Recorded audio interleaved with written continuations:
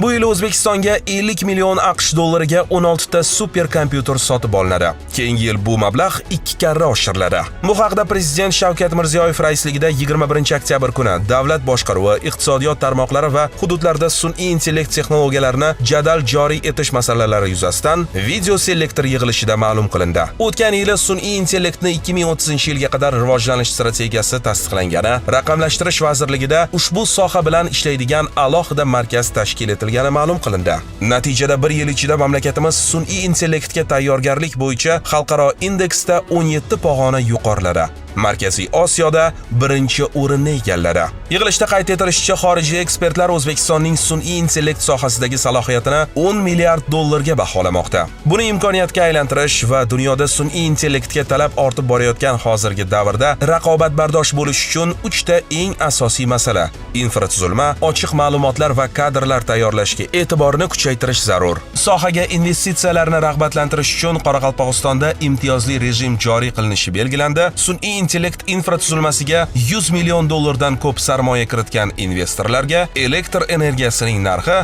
5 sent etib belgilandi. Shuningdek, ularga IT park imtiyozlari tatbiq etiladi, import uskunalari bojxona to'lovidan ozod etiladi. Bundan tashqari, olis hududlarni yuqori tezlikdagi internet bilan ta'minlash uchun keyingi yildan Sputnik internet operatorlarining faoliyati yo'lga qo'yiladi. Ular 5 yilga mol-mulk, foyda va qo'shilgan qiymat solig'idan ozod etiladi. Shuningdek, yig'ilishda vazirlik va idoralardagi ma'lumotlar har xil serverlarda tarqoq saqlanayotgani, ularning formatlari turlicha bo'lgani, sun'iy intellektni jadal rivojlantirishga to'sqinlik qilayotgani ko'rsatib o'tildi.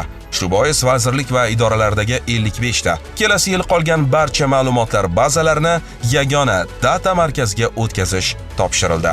Sun'iy intellekt dasturlari samarali ishlashi uchun ular avvalo o'zbek tilini mukammal darajada tushunishi zarur, dedi davlatimiz rahbari.